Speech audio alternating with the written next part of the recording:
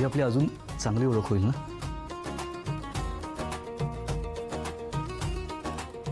Hello hello, तुम्ही आहात ना तिकडे? हॅलो प्रीती.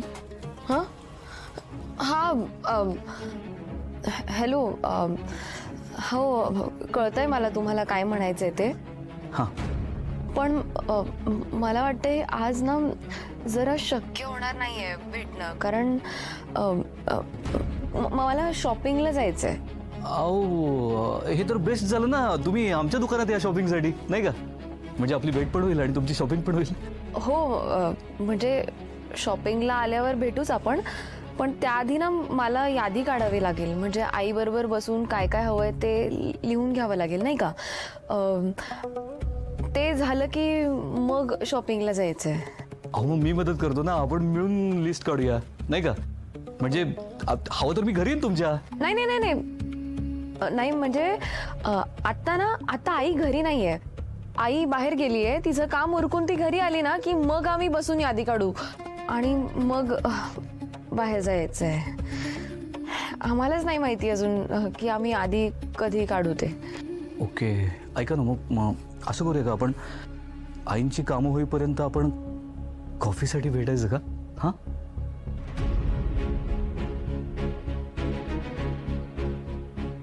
अरे यार, हा तर गळ्यातच पडतोय. काय सांगू मी याला, कसं कटू? अहो हॅलो, तुम्ही बोला ना काहीतरी. हा मी काय म्हणते, आपण असं करायचं का, म्हणजे आज थोडी गडबड आहे ना, कामं आहेत. आपण उद्या ठरवूया का की आपण कधी भेटायचं ते? हां ठीक आहे, म्हणजे आता तुम्ही म्हणताय तर मग उद्या ठरवू, उद्या भेटू, काहीच हरकत नाही. हां हॅलो, काळजी घ्या.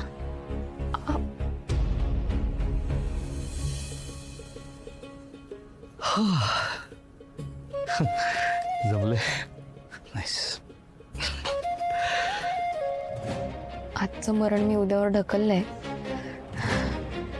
उद्याचं काहीतरी वेगळं कारण शोधावं लागणार आहे. भले दिसत चांगली असली तरी रेट जास्त लावून चालणार नाही, है ना? आणि हा तर शेडच चुकलाय. म्हणजे बघ ना किती भडक कलर आहे हा. त्या ईश्वर काकाच्या मुलाला मी जे जे रेफरन्सेस दिले होते ना, ते सगळे चुकवलेत त्यांनी. हे किती भडक आहे बघ. हे अजिबात असं क्लासी वाटत नाहीये. शेडच चुकलाय. आणि ही बघ, हे बघ, मशीन वर्क नाहीये ना, त्यामुळे काठही मजबूत आहे. हे बघ, प्रॉपर मागावरची आहे. आणि या कापडातच जीव नाहीये. हे बघ, लगेच चुरगळलाय. मला तर प्युअर सिल्क वाटली होती. सुलू टसरचा धागा मिक्स आहे. प्युअर सिल्क सेक्शन मध्ये ठेवता पण येणार नाही. मला ना साड्यांमधलं फारसं काही कळतच नाही बाबा. मी सांगतो ना, दीपच्या क्वालिटी अशुरन्सची गॅरंटी. दीप, मला खरंच कौतुक वाटतं तुझं. दुकानातल्या स्टाफला, सगळ्या कामगारांना असं घट्ट बांधून ठेवतोस तू. थोडे प्रामाणिकपणे काम करतात सगळेजण. दादाला माहिती नाहीये पण हे साडीबद्दल, तिच्या टेक्स्चरबद्दल, विणकामाबद्दल, धाग्याबद्दल इतकी माहिती आहे तुला. स्वराज इतकी वर्ष दादाबरोबर काम करतोय, पण त्याला पण इतकं माहिती नसेल नाही. एवढा हुशार आहेस तू, पण कायम दुर्लक्षित राहतोस. जाऊ दे का, काय फरक पडतोय? ताटातलं वाटीत आणि वाटीतलं ताट सगळे आपलेच आहेत ना. सुलू, या ईश्वर काकाचा मुलगा या बिझनेस मध्ये आल्यापासून खूप माल रिजेक्ट होतोय. हं? दादा 2 महिने झाले त्याला सांगतोय, तरी तेच. वाटतं मला त्याच्याशी बोलावं लागेल माझ्या पद्धतीने. हे बाबा, पण जपू ना, काही गोंधळ नको घालू. ए सुलू, टेन्शन नॉट. हा, दादाला सांगते कुठल्या साड्या ठेवल्या आहेत, कुठल्या रिजेक्ट झाल्या आहेत, म्हणजे काय सगळा रिपोर्ट देते. पण नाही, पण मी तुझं नाव घेणार नाही की या सगळ्या मागे तू असे अजिबात सांगत नाही. हा, नाही तर माझा हात लागला म्हणून सगळा माल परत पाठवून देते. खरं तर मला दादाला सांगायला खूप आवडेल की हे सगळं तू बघतोयस, पण नको बाबा, त्याला काही सांगितलं ना तर तुला 4 शब्द ऐकायला लागतील. ऐकावं लागलं तर ऐकावं लागलं. बाबांच्या तोंडून शिवाय पण गोड वाटतात मला. हो का? आणि म्हणून काय मला शिव्या खाऊन घ्यायची हौस नाही.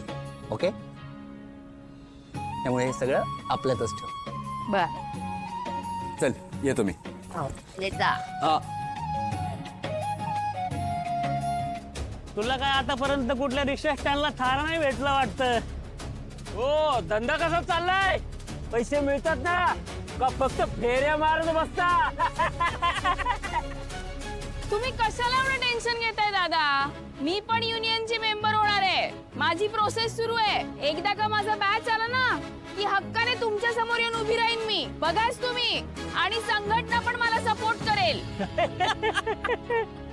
बॅच आणि तुला काय संघटना डोक्यावर पडलीये का? का तूच एखादी महिला संघटना उभारतेस? हे भारी हा. महिला रिक्षा मित्र मंडळ यांच्या एकमेव सदस्या ज्योती सावेकर.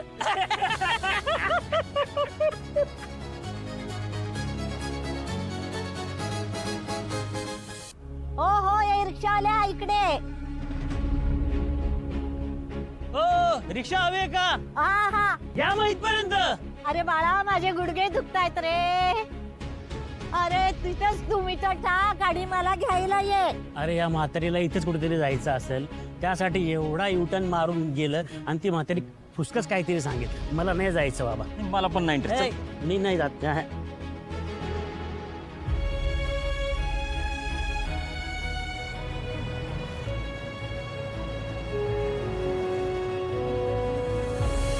म्हाताऱ्याची दया आली वाटतं, तिच्याकडेच गेली वाटतं. हा, जाऊ दे. आता तिला पण काय ऑप्शन नाहीये ना, ती आपल्यासारख्या लाईनीत उभी आहे. त्यामुळे हा फालतूपणा तिलाच करायला लागणार आहे. बरोबर आहे. मग